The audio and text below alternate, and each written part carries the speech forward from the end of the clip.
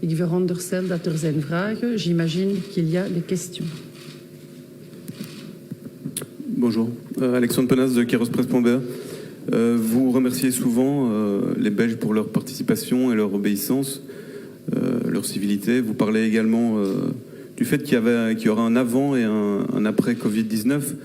Alors je me demande vraiment s'il y aura un après Covid-19, et je vais peut-être être un peu dérangeant, là je vais vous parler du fait que M. Philippe de Backer a travaillé de 2009 à 2011 chez Vesalius Biocapital, et vous le choisissez comme responsable de la task force en charge de la recherche de matériaux indispensables pour lutter contre le coronavirus.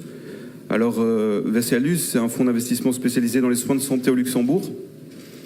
Première chose.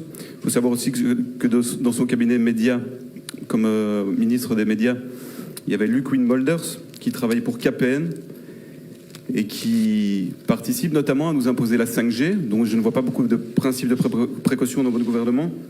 Alors, on peut aussi parler de Bart Vermeulen, responsable politique pharmaceutique au cabinet de Maggie de Bloch. Monsieur, je n'ai pas l'intention de vous interrompre, mais si vous avez l'intention de donner les CV de l'entièreté des gens qui travaillent, et qui, comme n'importe qui d'autre, il y a plus de 10 millions de Belges qui aimeraient bien savoir, qui prend des décisions pour nous. Je vous encourage à terminer votre question et j'y répondrai. Il était chef économiste chez Pharma.be. Et puis parlons aussi de Mark Van Rans, qui était au Comité Influencé en 2009 et qui avait été payé par la multinationale GSK. Donc ma question est, par rapport aux décisions que vous prenez maintenant, quelle légitimité démocratique y a-t-il à prendre ce genre de décisions quand la plupart des membres qui décident et qui réfléchissent font partie des multinationales et de la finance? Je ne vois pas vraiment la différence qu'il y aura avec un avant et un après Covid. Peut-être qu'il y aura plus de 5G, peut-être aussi qu'on sera beaucoup plus surveillé et que ça rapportera énormément aux multinationales. Voilà, je crois que 10 millions de Belges aimeraient bien avoir une réponse à cette question, et que la question aussi à se poser, c'est pas comment vos services de presse ont réussi à faire entrer un journaliste qui pose des vraies questions, mais pourquoi ces questions ne sont pas débattues démocratiquement. Merci. Peut-être une réponse introductive. Vous venez d'introduire dans cette salle de presse la question biaisée politiquement, ce qui en général n'est pas l'habitude des journalistes. Soit.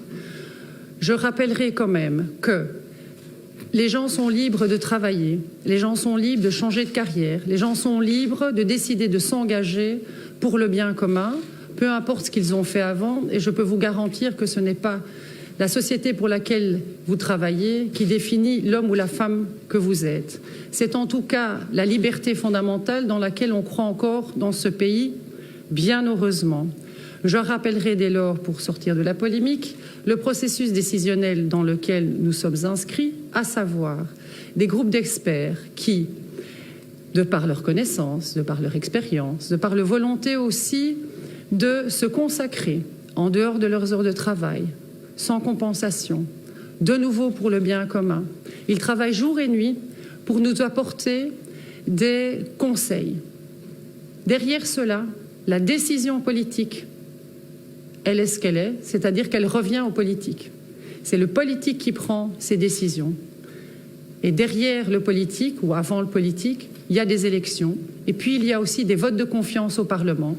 Il y a aussi la volonté, en ce qui concerne ce gouvernement fédéral, d'élargir l'adhésion, puisque, alors qu'il n'est pas obligé de le faire, il prend ses décisions d'un commun accord avec les entités fédérées, s'agissant de questions fondamentales pour la santé, et j'irai même au-delà, la vie de nos concitoyens. Je vous remercie.